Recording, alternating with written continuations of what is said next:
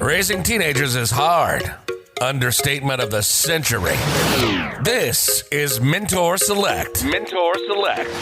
Parenting teens to be successful adults. Mentor Select serves parents who are raising teens. Every week, Darich interviews leading experts that work with teens, educators, counselors, mentors, and authors to give you practical tips, strategies, and resources that you can incorporate immediately to better connect and understand your teen. All while parenting them to be successful adults, focusing on social and emotional development, something that's left out of the classroom, but not in ours. Be sure to subscribe, share, and rate. This is Mentor Select, and this is your host, Darich Phillips. All right, parents, you're in for a great treat today. Our guest is Dr. Jim Karrh, who is a consultant, professional speaker, and author. How are you, Jim? I am well, Darich. It's a pleasure to be here as somewhat of a professional, but really more of a rank amateur in trying to raise my own teenagers and help any way that I can. I learn from people like you. Well, definitely here to learn from you today. But certainly, I think when it comes to parenting, we all are rank amateurs. Every day is, it seems like I'm going back to the remedial class, doesn't it? Yeah, I can relate to that, definitely. The last couple of days has been a busy day in the United States as far as elections going, and a lot of them are still ongoing. But yeah, it's exciting times.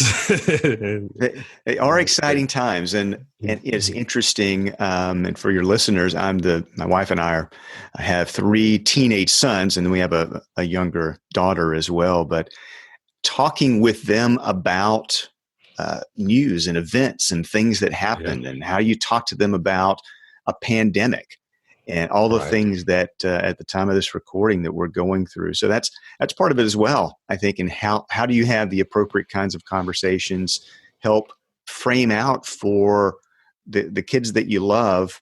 I mean, certainly I think, Darich, they deserve to know what I think, but more than anything else, we want them to be able to approach the world and think about it for themselves and be good decision makers and good friends and good citizens along the way. So all of these things, I think this last 2020 has given us lots to talk about, hasn't it? Definitely. Yeah, no doubt about that. No shortage of topics to discuss.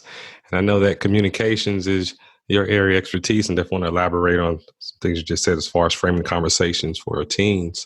But can you give us a little big insight on your background and your expertise? Sure.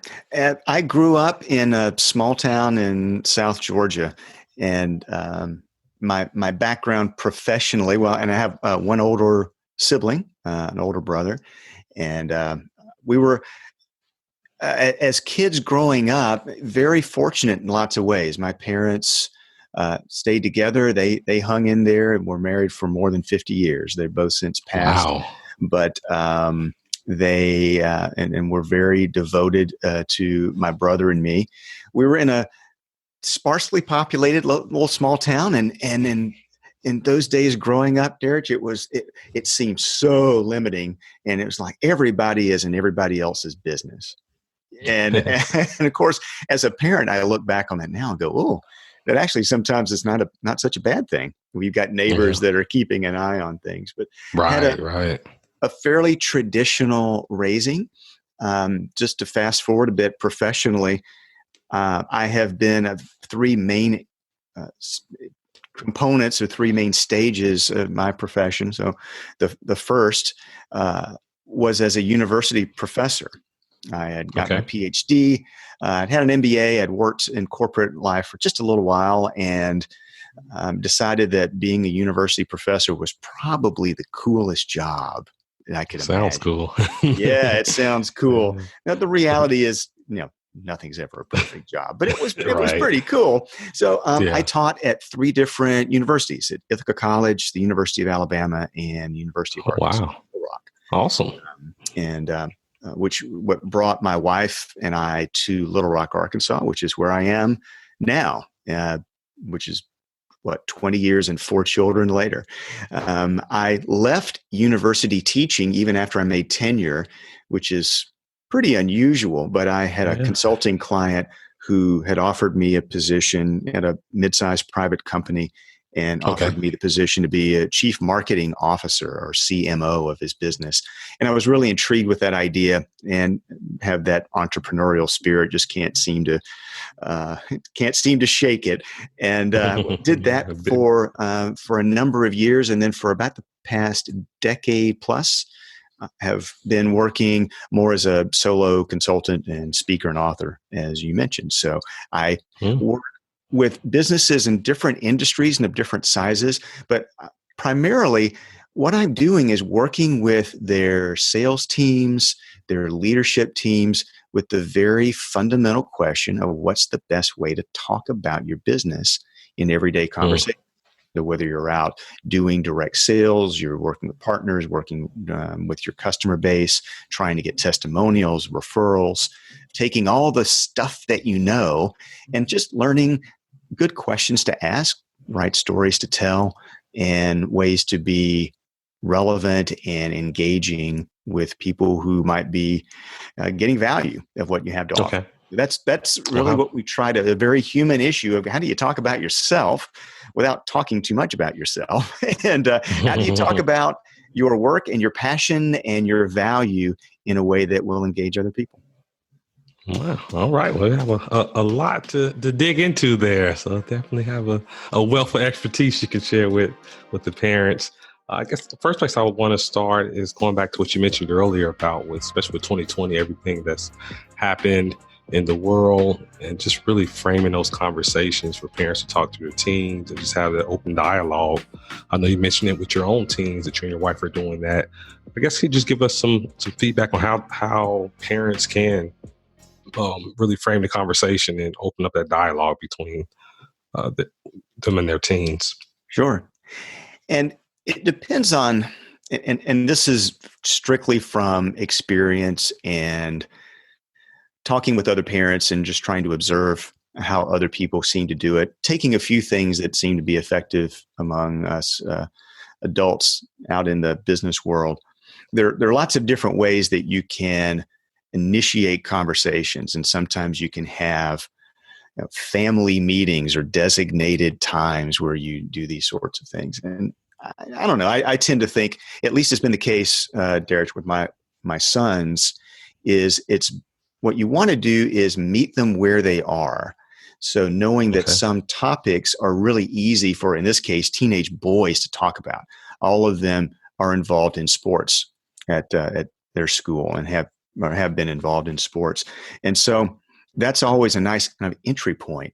And so just as one example, with so much of the social unrest and racial conversations that we've had during the course of 2020, and my sons all play on teams that have a real diversity of young men, and by background and ethnicity and the like. And these can be dicey conversations, but you don't want to avoid the conversation, but you don't want to be preachy either. So I will usually try to open the door by asking them what other guys are talking about, or what they see, or what they wonder about. And so I think for most people, trying to, and this goes all the way up to big people and business professionals and subject matter experts, always a good place to just start from their experience, their specific experience. The things that they see, what they observe, patterns they have, misconceptions, questions, and then just listen for a little bit. Get a sense of language or priority, where people feel comfortable and where they may not feel as comfortable in talking. So when it came to, rather than me as a dad pontificating and, well, sons, let me just tell you how you should be thinking about all of this. Gather at my feet here and let me impart some wisdom to you. You do know I'm a PhD, right? So you don't want to do that, but at the same time, you're in a special role here. Your kids do look up to you. They do listen to what you say. They do pay attention to what you do. And I think approaching it to where you can have a conversation to meet them where they are and help guide them a little bit, just to tell you how, hey, here's what am seeing. Here's kind of how I think about it. Here's why. Okay. And so you're giving people, in this case, your kids, some space to share experiences and help form that worldview. So they're going to be full of questions and full of naivete and full of misperceptions and maybe bad assumptions. But it's a long way of getting to, which I think is a great fundamental question that you have, is how do you approach some of these conversations, especially the ones that are either difficult, they're emotionally charged, like talking about class and race and things like that, or also just things that are going on in their lives, who they're hanging out with, what are they hearing from their friends, what's anything that's frustrating them these days, what are they proud of? So thinking, in bite-sized pieces to let them start talking, especially as I think the case with boys, and then just help guide it a little bit from there. Wow. Yeah, those are some great tips, really practical things that parents can implement immediately. And I think a lot of times it's just those simple steps, things that's kind of like on the surface seems easy, can really be highly effective. And where you mentioned about finding those entry points for the conversation, and just a simple question of, hey, what are your peers talking about? Yeah, that can just open up a wide range of topics that you all can discuss and give parents insight that they may have not otherwise gained without asking just that simple question. That's the one I'm definitely going to add to my tool belt. Being a new dad, I like that one a lot. Yeah, it's not threatening, and it can be very instructive as a parent, because sometimes you don't even know who they're listening to or paying attention to. Right. Let them take you behind the scenes a little bit. And it's not like I'm trying to check up on you, son, even though perhaps kind of trying to check up on you. But it does give you, I think a nice entry point. And it shows that you're actually interested in what they're experiencing and how they're processing it. And it also gives you some ways as a parent who does have some life experience and does love your kids of trying to frame that up a little bit for them. Yeah. I think the way you break that down is to kind of give parents that balance where, like, they're not being just overly preachy or threatening, or actually listening, and it's kind of an exchange, and giving parents more insight who their kids are listening to, and how they feel about those certain topics. You bet. And I don't want them to feel like they're being deposed. And listen, there are times, I will admit, it's when our lives are busy and we're tired and we have other things going on. And sometimes we just want to tell them what to do, right? We don't have, or just saying, no, you're wrong, or please do this. And there's a time for that as well. Sometimes you simply have to be a benevolent dictator, I think. But for the most part, what you're trying to do, I think, is prepare these developing young people to be leaders and mentors and dads and parents and contributors themselves. And they're going to have to walk that path. So what you can do is, I think, just prepare them in ways of how they're going to deal with stuff. And maybe that'll be the case. Maybe we'll see in a few years, Derek, how 2020 became a great builder of resilience and of patience and of a wider perspective, and maybe counting blessings a little bit more than would have been the case otherwise. Yeah, I think that's what I'm hopeful, certainly. Definitely with the resilience, if not anything else, certainly. Me too. Building that resilience. Absolutely. Great. Now, as far as your experience being a professor, I guess, can you tell us more about what that experience is like, and how, I guess, the different, where especially teens just coming into college, like where they were at developmentally wise. What I would tend to find, and I taught the 3 different universities where I taught were fairly different. One, a mid-sized pretty, I won't say elite, but a pretty high level private college, Ithaca College. Okay. The second was a big state university, University of Alabama. Yeah. And then the third was more of a metropolitan university. It's University of Arkansas at Little Rock, and where you had a lot of diversity in terms of either traditional students versus non-traditional students who were coming in. Some of them were working. Some of them had taken a break between high school and college. Some, again, working while they're going to school and trying to upgrade their skills. Okay. Some of them academically really challenged coming in. They needed to do some remedial work, and others just a lot of raw mental horsepower raring to go. And so in all of those, I think what I found is, first of all, in being in that kind of environment makes you really hopeful about the future of the next generation. I saw really, really good kids. Some not so much. Some will show up not ready for college. Some weren't sure why they were there. Exactly. But more of most of them are bright, raw, ambitious, socially conscious, all of the things that you would want. But they needed direction. And one thing that I would find is that they would generally, and I'm painting with broad strokes here. No, I definitely understand. Yep. But generally, we're looking for connections to make. And sometimes I would be teaching a large class, and sometimes I'm teaching a class of 15. And I enjoyed the smaller class settings a lot more because you really could relate more individually and could take what we were learning and apply it more immediately. You could start to see some of the outcomes, some of the personal growth that was happening. But listen, there's so much that we kind of what I would find is like, look, it's not just about the academics, although we try to keep that front and center. Is so many of these kids were coming from broken families or challenged families. So many of them may have been bullied. Some of them, experimenting younger and younger with substances and alcohol, and social pressures are different. I will tell you that during my teaching, Instagram was not a thing. Thank goodness.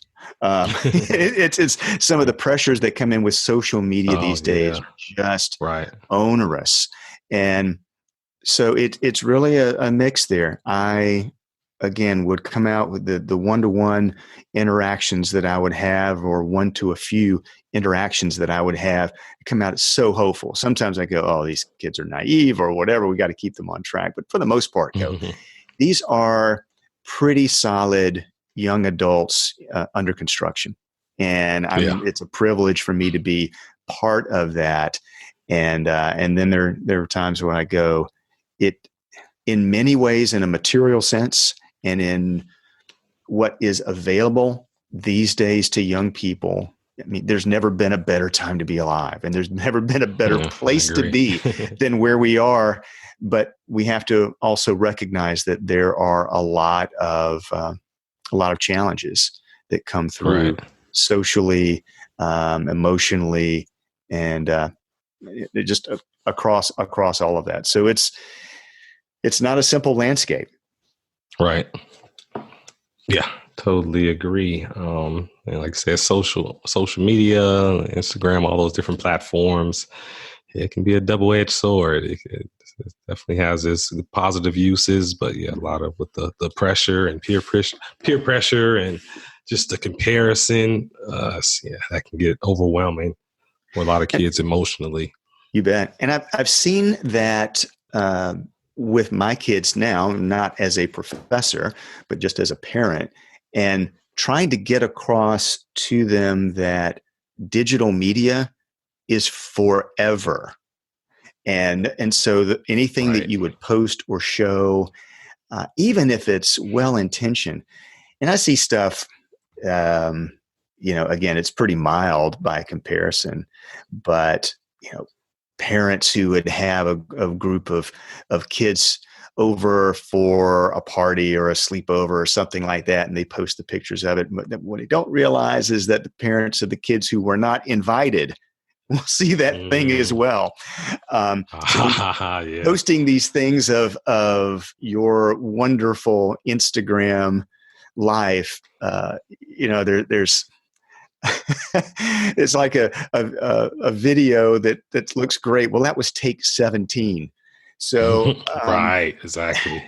and there's that implicit pressure. There's always the pressure among kids to fit in and to be part of the group and to be popular. And it just with social on an international level. Yeah, that's at a national, global level and an adult level. But when teenagers are so trying to find their way and define their identity and be popular and principled at the same time, that social media can help, but wow, it can certainly hurt, and it can add lots of levels of anxiety. And you can get yourself into, I tend to think a lot, as I'll share with your listeners, our oldest son is a freshman at college now. And so for the first time last year, we're going through the whole admissions process and deciding where to go and what to do. And exciting, challenging, stressful, all of that. All the above. And we heard this from admissions counselors, and we've certainly seen it with a lot of other people's experiences, is a post or a photo or a quick video or a snap, whatever that might be, can really throw you off, because you can be, if you're being considered for a university, if you're being considered for a scholarship or anything like that, they will check you out. They will walk the digital trail, and there are people who might not have your best interest or your success in mind, and they see something and they don't agree with it, and they're going to share it, and they're going to unfortunately try to get you with it. And things can be, of course, so misinterpreted that something that was innocent at the time can look really bad out of context. Exactly. So just trying to maneuver that part of how you communicate what you're all about. I don't want my sons to feel afraid, but at the same time, I said, be careful. Be cautious. You got to be cautious. And so just realize that in many ways you're on stage. If you choose to put yourself in that environment, you are on stage, and you don't necessarily get a do-over. Yeah, like say it's forever. I have to emphasize that. Indeed. Yeah, it's true. Now, speaking of teens, I know a lot of the teens that I encounter, they struggle with just communicating and just maybe being shy or just not knowing how to communicate effectively. What are some strategies and tips that you have for that parents can do to help develop their teens' communication skills? I'll share a couple of things because it's a great question, and it's one where, frankly, most parents, most professionals lack confidence in their communication skills as well. So how am I supposed to teach my child something I don't know how to do? Right? Exactly. So it would be like trying to, teach my sons how to dunk a basketball. I can't do it. So we start with that. And I'll approach it from a couple of ways. One is a very important scientific piece of data that might surprise, but also encourage your listeners. This is taken squarely from the world of business, but I think it really applies across a lot of settings. It was a test of this old maxim, this mantra that extroverts are the most influential people. They're the best salespeople. They're the best networkers, the gift of gab, whatever you'd like to call it. And we've assumed that to be true for a couple of generations now. Right. And most people don't think of themselves that way, and they think they're at a decided disadvantage. Well, a couple of researchers decided to put that to the test with real salespeople, and they had given them some personality tests ahead of time, and then they examined their sales behavior over a period of a few months. And they were able to track exactly how much time they spent at it, whether they had offer discounts, what kind of results that they got, survey results from buyers, or whether they liked the person or not. Just a lot of data points that went in here. And it was interesting. You would have expected that the more extroverted you were, the more successful you'd be. And it was not that way at all. What they found was that in real life, the introverts and the extroverts were equally effective. It was a statistical dead heat. But then what was really interesting was that people who were in the middle of that spectrum, they're neither extroverts nor introverts. The researchers call them ambiverts, like ambidextrous. They were by far the most effective. And it was very clear in the pattern of all that. And I think it's one of those, Derek, well, and for your listeners, it kind of makes sense in retrospect. Like, oh, well, introverts sometimes would go into, whether it be a sales conversation or any other conversation or networking event or recruitment event, whatever. Introverts, boy, this just saps their energy, and they're just not inclined to want to do that. On the other hand, the extroverts probably don't shut up, right? They're so busy. They have that energy from talking about themselves and doing that, so they may not relate very well in conversation. But we know that most people like conversations where there's a rough balance of talking and listening. And so it's the people in the middle who tend to be naturally wired to do that well. So here's the rub for parents, for bosses, for yourself. Most of us are in the middle. It's like most psychological characteristics, kind of a bell curve. So most of us are naturally wired for good conversation. So don't think about any of this as presentation or giving a speech. It just conversation, whether your conversation is with friends, with kids to parents, to recruiters, to whomever that might be. So the first bit of this is, I'd say, take comfort in that your child is probably wired just fine for this. You don't have to be a certain personality type. They don't have to be any different than who they already are. And so, and by the way, if your child or you are more on the extroverted side, then there are ways that you can make it really good for yourself, because you do tend to have motivation you get energy from going out and talking to other people. And if you do tend to be on the introverted side, introverts tend to pay a lot of attention to context. They notice things. And so when they do speak, they gather a lot of attention. So just take it from the standpoint that you don't have to change what you are all about or what your child is all about. The other thing I would do, and I want to share a brief story that might help you in your own work, in your own day-to-day, and especially if you're trying to help a child, someone you're mentoring, to learn how to talk about themselves well, especially when, again, we're thinking about trying to get into school someplace or somehow they'll get a job or get an internship, something like that. Let me share a story of me doing it wrong the first time. So this was me during my MBA work, and that's a 2-year program where you have the summer off in between, and it was really important for you to get a good internship. That's what everybody did between the 2 years. I was one of the younger members of my MBA class, so I knew this was a big deal for me to be able to get a good full-time job on the other side at graduation. So we had this regular program where corporate recruiters for summer internships would come to campus, and you sign up, and you put on the best suit that you have, which was for me not a really good suit, but that did.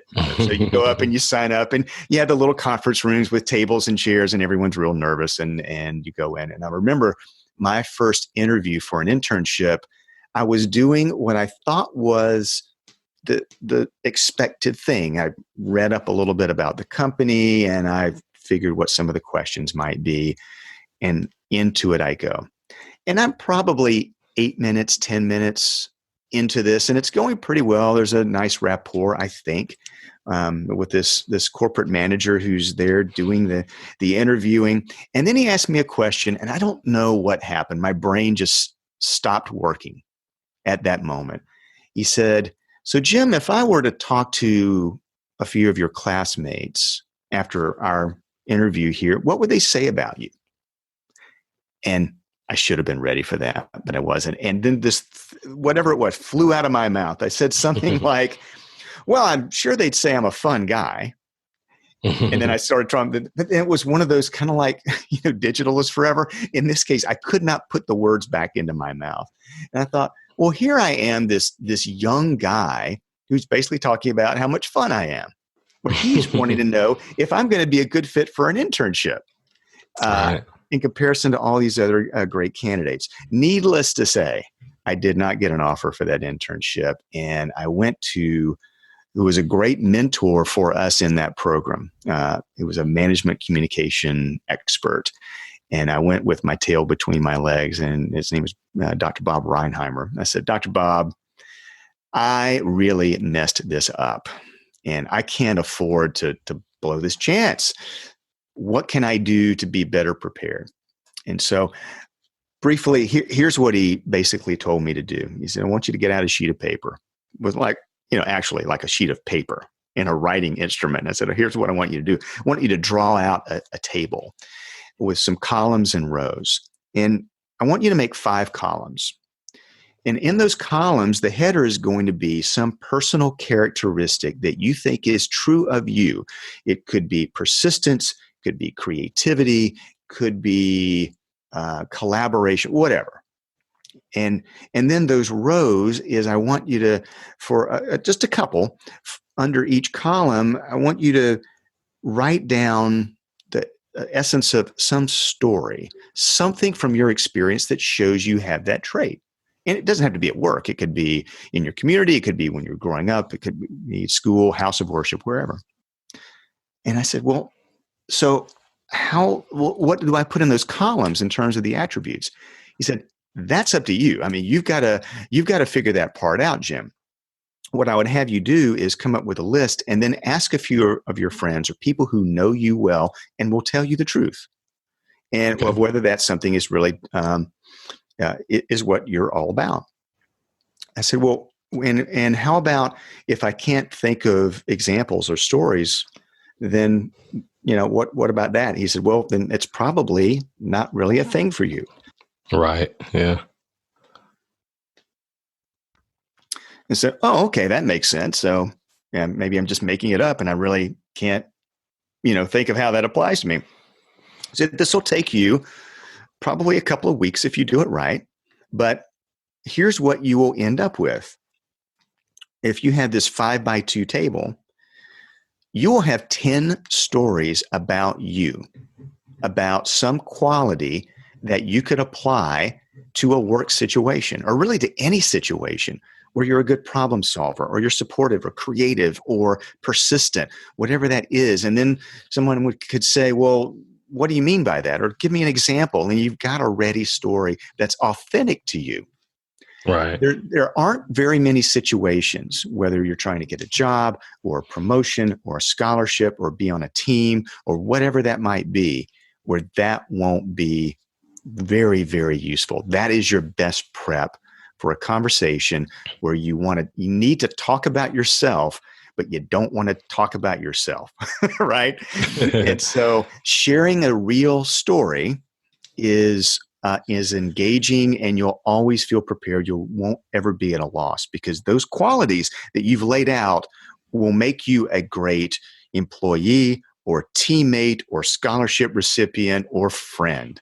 So that is, if there's anything that would be a good exercise to go through, and whether you're trying to get into college or going for a scholarship or trying to get a job, help your child through that sort of exercise. Don't rush it, but think of those characteristics that they naturally have and some ways where they've been able to shine. And you'll have essentially like a box of chocolates of stories that are real to you and help will help you give a natural and authentic way to communicate what makes you valuable and what makes you unique. Wow. Yeah, that's a great tip, certainly. And another thing I'm adding to my toolbox after this interview. By the way, I did gems. that, and I did get a really good internship, and I would not have done so Ah, without that kind of awesome. advice and doing that kind of work. Yes, indeed. Well, special thanks to you said Dr. Bob was his name? Dr. Bob Reinheimer, I talk about him in my All book. right. Awesome. Well, Dr. Jim, I'll give you credit for telling me about it. I like it. Indeed. Awesome. I don't know that I have anything original for your listeners. If it's valuable, that's okay. Yeah. Well, I'm sure he learned it from someone else too. Like he did. No original ideas. We just pass them along. That's right. But yeah, Dr. Jim, tell us a little bit about your book. My book is called The Science of Customer Connections, Manage Your Message to Grow Your Business. So again, it's targeted in the business realm. And my readers are entrepreneurs, or they're managers, or people who are trying to get ahead. They work in sales, they work in product development, customer service, whatever that might be. And it's just some good practical advice and some science behind how to craft a message to make it interesting and shareable and memorable in conversation, how to build a band of followers. I call them messengers, of people who will talk about you in a good way behind your back when you're not around, and help spread the word. And then the third part is how to manage yourself and manage others to set the right habits and keep that going strong and building over time. And so you can find that book wherever you find books. Amazon, of course, from my website. There's an audio version as well as paperback. Ooh, I love audiobooks. Is it on Audible? It is on Audible. Yeah. So We'll give Audible a plug there, and it's read by the author. So those are my favorites. I'll make sure I check it out, and I highly encourage the listeners to check it out as well. And as you mentioned earlier, even though a lot of communication skills that you're referring to is more aimed towards business, but at the same time applies to any situation, just like the 5x2. So I think it's really important for parents to understand and realize it applies to almost every situation. Just having that clear message and being able to resonate with people, connect. That's what it's about. You bet. And I'll just encourage parents going through that sort of exercise and encouraging your teenager to develop just a little bit of confidence, that little bit of clarity in being able to talk about themselves, but not in a self-important way, and to be able to listen and ask good questions and show interest in other people. And listen, you'll never be perfect at it. They'll never be perfect at it. No one is. But if they have that extra measure of confidence, then that's going to serve them very well. It'll serve them well today. It'll serve them well a year from now and 20 years from now. So I think that this is an area where most people lack confidence and they lack clarity, and so anything you can do to help yourself and to help them, just think this through a little bit and get some practice and even role play it out, will be a tremendous help to them. Well, that's a great point. Great place to end the interview on. Before I let you go, Dr. Jim, what would be the best way to get in contact with you if listeners wanted to find out more about your services, your book, and maybe just email you for some advice? You bet.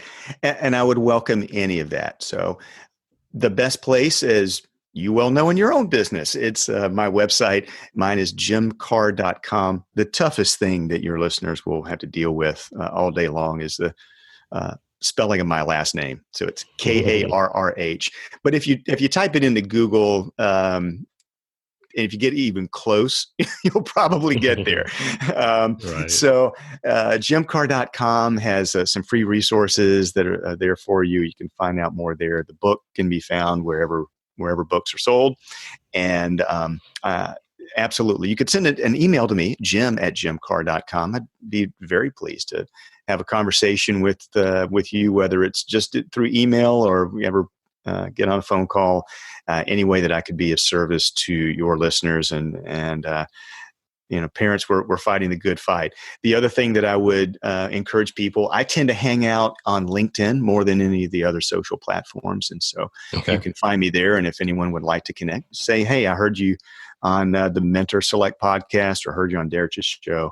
And then I'll know you're in there fighting the good fight. And if there's any way that I could be of service to you, I would be very pleased to do that. Fantastic. Well, Jim, I really appreciate you coming on and sharing your expertise with us. Like I say, you give me a lot of tools and resources that I'm going to plan on incorporating. So I really appreciate it. And I know the listeners are going to get just as much value as I did. So much appreciation and wish you all the best. The best to you as well. And I appreciate your mission and what you're doing. You're providing an awful lot of value. I hope you realize that. You've been listening to Mentor Select. Mentor Select. Parenting teens to be successful adults. Hosted by Darich Phillips. Raising teenagers is hard.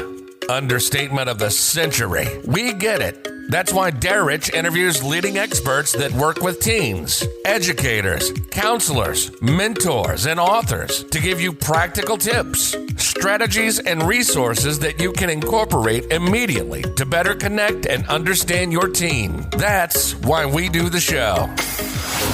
Be sure to share Mentor Select with other parents of teens. Follow us on social media at Mentor Select to stay up to date on the latest tips, strategies, and resources for parenting teens.